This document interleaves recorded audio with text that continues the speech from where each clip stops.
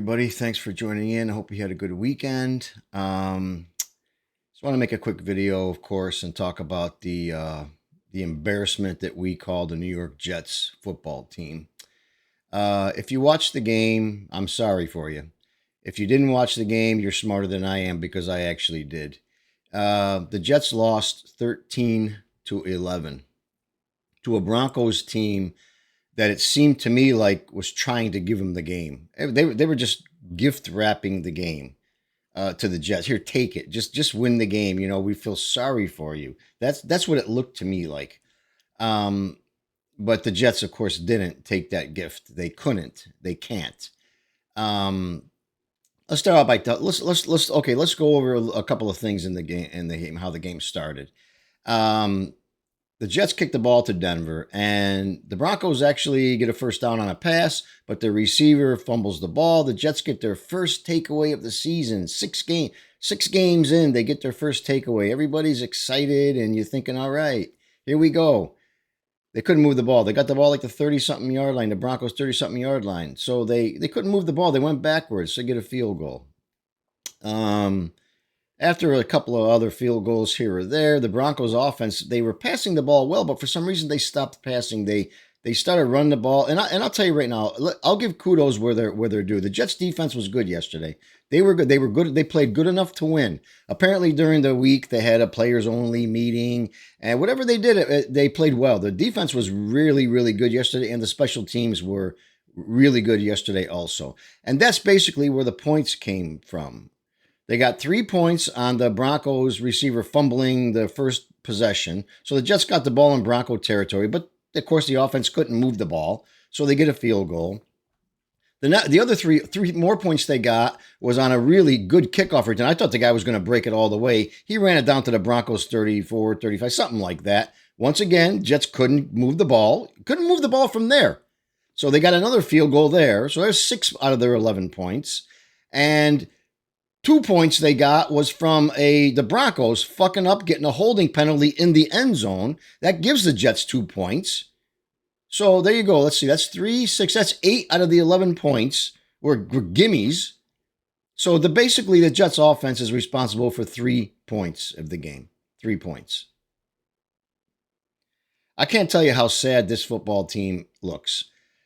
The one day the defense plays well enough to win, a Bronco team that's just dying to give you the game, you can't even take it. I don't even want to talk about the clock management. The coaching that Aaron Glenn does and this team is absolutely atrocious. It's embarrassing. At the end of this first half, the Jets literally ran off 30 seconds, I think, of the clock rather than try a play. Throw a bomb down the field. They were at the 40-yard, 50-yard line, something like that. I think it was 4th and 1 or something like that. Instead of throwing the ball down the field and hope for a pass interference or maybe a catch or something, they literally let almost 30 seconds of the clock run out. And that's how the first half ended. The London fans were booing. And most of them out there don't even know shit about American football. They're just there because the carnival's in town. They were booing. The London fans were booing. Absolutely unbelievable. The second half gets only worse. The end of the game, the coaching and that guy is in over his head. Now I've never agreed with getting rid of a guy this early, and they probably shouldn't, and they won't. But this guy has to be a one and done. He does not coach this team properly whatsoever at all. At the end of the game, the Jets had 2 chances to just get when the Broncos went up 13-11, they had 2 chances. They had the ball twice at the 40-plus yard line of their own. They couldn't move the ball into field goal range. They couldn't. Because Justin Fields got sacked 9 times in the game. I'm going to talk about that in a second. But the last time the Jets had the ball, they had the ball at their 44-yard line. They literally had to move the ball about 15 yards to even give Nick Folk a chance to win the game. They couldn't. And even when they got to the point where it was like a 62-yard field goal, 4th and 8. Now, mind you, the offense hasn't moved the ball all day at all. Aaron Glenn decides to go for a 4th and 8 rather than give Folk the chance to win the game. I would rather him let this guy kick a 100-yard field goal than let Justin Fields' offense move the ball on a 4th down and 8 or the game is over. And guess what? They didn't get it. He got sacked for the 9th time. And I'm going to tell you something right now. At least 6 of those 9 sacks are Fields' fault. He holds the ball way too long. He's indecisive on what to do with it. He looks confused. He's not a starting quarterback. I've been saying that since the season started. This guy is not a starting quarterback. He's barely a backup quarterback. And at no time during that game does Glenn even consider removing him and putting Tyrod Taylor in, who isn't much better, but he is better. He not once thought about taking that guy out of that game. Not once. Not once. We're going to roll with Fields. You know why? Because he's a fucking stubborn, arrogant person. That's what he is. That's what I'm starting to learn about Aaron Glenn. If you guys like him, I feel for you. But he is a stubborn, arrogant jerk. He should have taken that guy out in the first half of the game. He don't have it. He can't play. He's not a starting quarterback. That's all there is to it. He's on his 3rd team in 4 years. There's a reason for that.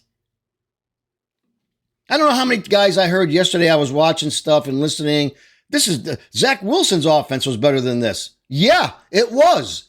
But let's not forget one thing. Zach Wilson was a rookie when he came in to the Jets. He had nothing.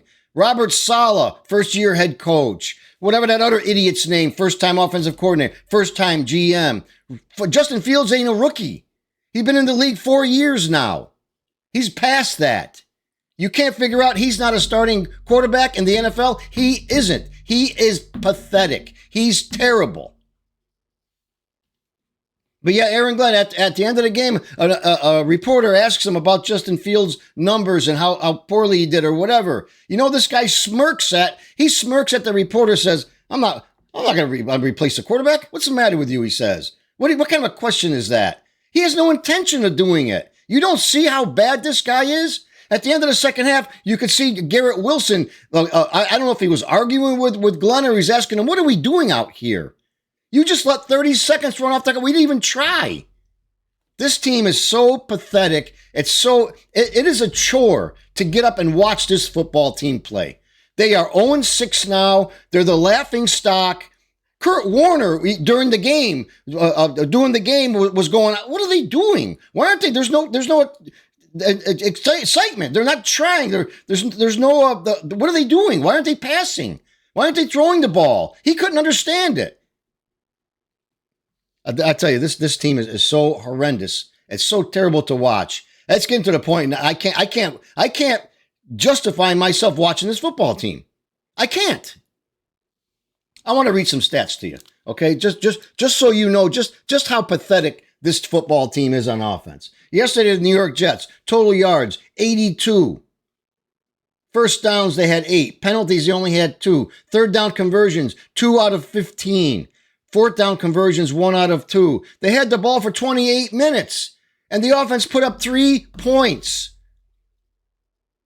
Justin Fields ended up throwing for 45 yards. He was 9 out of 17 for 45 yards. And when you subtract the 55 yards he lost on sacks, he had a negative 10 yards passing. The Jets fell to 0-6 on the season while the Broncos improved to 4-2. The net passing yards by the Jets was the fewest in franchise history and the fewest in any NFL game since 1998. This was the 3rd time in Jets history that they started a season 0-6. This team is setting records, historically bad records. And Aaron Glenn doesn't know what to do. He doesn't know how to coach. He's not a head coach. And he keeps on talking about what they did in Detroit. You didn't do that in Detroit. You were the defensive coordinator. You weren't the head coach in Detroit. So stop saying what we did in Detroit, what they did in Detroit. You didn't do that in Detroit. You weren't the head coach there. It's a good thing you weren't, because they'd still stink. Just like the Jets stink now. I don't understand how anybody can watch this football team. I tell you, it is a chore for me to watch this football team play. They are embarrassing. They are awful. Even London don't want them. They wanted them, send them back to the United States. We don't want them here. The fans in London were booing. Most of them don't even understand the rules of the NFL. And they were booing. An absolutely unbelievable game to watch. Horrible coaching, horrible play, but the defense was good. I give them credit. And the special teams were good. Kudos to the defense for playing a good game. But that offensive performance yesterday, 82 total yards in a professional football game? 82 total? How can you do that? How can you be that bad? I don't understand it. And this guy has no intention of changing anything. I hope to God he's a one and out, this Aaron Glenn. I don't care if he's an ex-Jet or what he is. He's not a head coach, not right now. But you know what? Ownership of this team don't care. They don't care. You know why? Because they just make money. The Jets are a very organization worth a lot. They're worth a lot of money because of New York and the market and everything. This football team couldn't beat a decent high school team. They couldn't. I bet money on it. And yet week after week, what do we hear? These guys fought like hell. Man, they tried. Boy, we're getting close.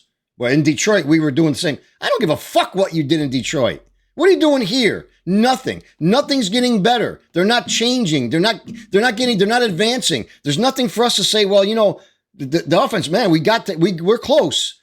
They're getting worse. And all this guy can stand there at the podium with that arrogant, smug look on his fucking face and tell everybody, you got to be patient. It's a slow process. We've been patient, Jet fans. We patiently watch every year, every 2 years or so, a new head coach who's never been one, a new offensive coordinator who's never been one, a new GM who's never been one. How much more fucking patience do you think Jet fans have? No wonder why the stadium is more than half full of the other team's fans. Because nobody wants to go watch them. Pathetic, man. Just fucking pathetic. I don't even know how much more of this I can take and watch. It's just not worth the time to watch this football team.